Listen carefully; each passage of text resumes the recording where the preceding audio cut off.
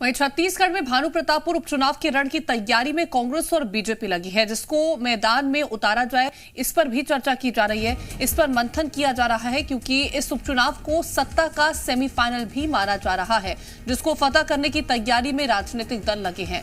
इसी को लेकर आज रायपुर में कांग्रेस चुनाव समिति की बैठक होगी, जिसमें उपचुनाव को लेकर रणनीति बनाई जाएगी। सबसे महत्वपूर्ण बात इसमें प्रत्याशी के नाम के चयन को लेकर भी चर्चा की जाएगी, जिसमें मुख्यमंत्री भूपेश बघेल, प्रदेश अध्यक्ष मोहन मरकाम के साथ प्रभारी महामंत्री अमरजीत चावला भी मौजूद रहेंगे। आपको बता दें कि 5 दिसंबर को भानु प्रतापपुर विधानसभा सीट पर उपचुनाव होगा, जिसके बाद 8 दिसंबर को नतीजे घोषित किए जाएंगे। ये सीट कांग्रेस विधायक मनोज मंडावी के निधन के बाद खाली हुई थी। शिखर दिवांकर हमारे संवाददाता जुड़ गए हैं तमाम जानकारियों के साथ। शिखर, कौन जीते इसको लेकर के तैयारियां जोरों शोरों पर की जा रही हैं। आज चर्चाएं होंगी, नामों को लेकर के मंथन किया जाएगा कांग्रेस में।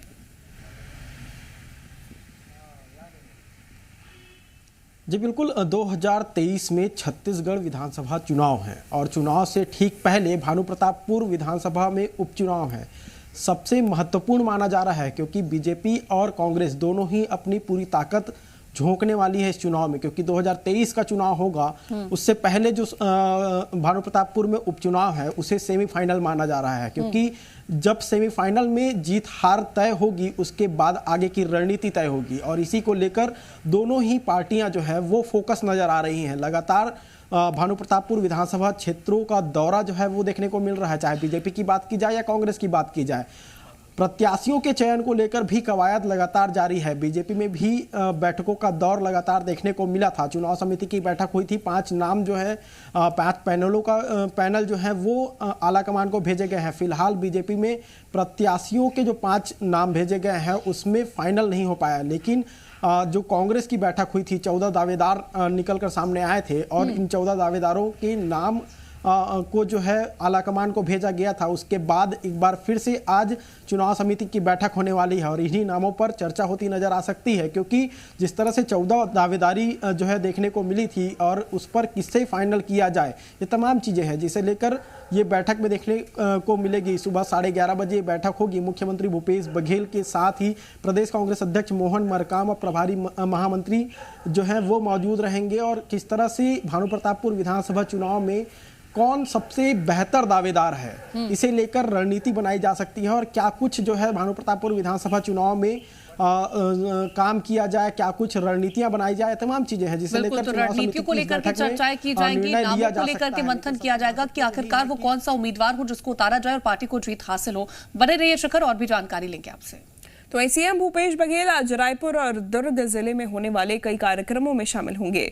सीएम भूपेश बघेल मुख्यमंत्री निवास कार्यालय में आयोजित कार्यक्रम में शामिल होंगे। अग्रसेन धाम में लगे उदय शिविर में शिरकत करेंगे। इसके बाद साइंस कॉलेज में बाल दिवस समारोह में भी शामिल होंगे।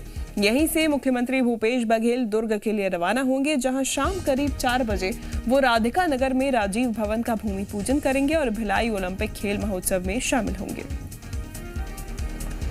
शिखर लगातार हमारे साथ बने हुए हैं। शिखर, आज बाल दिवस के मौके पर कई कार्यक्रमों का आयोजन किया गया है, सीएम भूपेश बघेल भी इसमें शामिल होंगे, क्या कुछ जानकारी?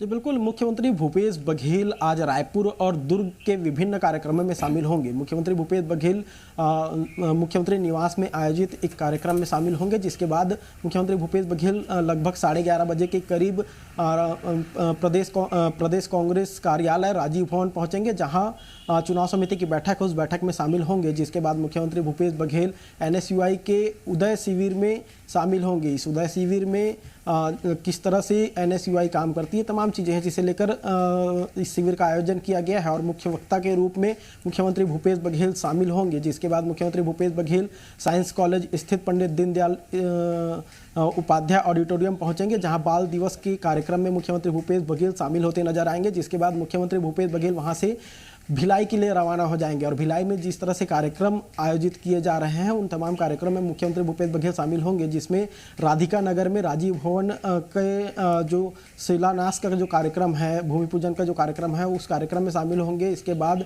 भिलाई खेल ओलंपिक में मुख्यमंत्री भूपेश बघेल शिरकत करते नजर आएंगे। तो कुल मिलाकर देखा जाए तो दिन भर जो है मुख्यमंत्री भूपेश बघेल रायपुर और दुर्ग में विभिन्न जो आयोजन है उन आयोजनों में शिरकत करते नजर आएंगे। बिल्कुल, धन्यवाद शिखर तमाम जानकारी के लिए।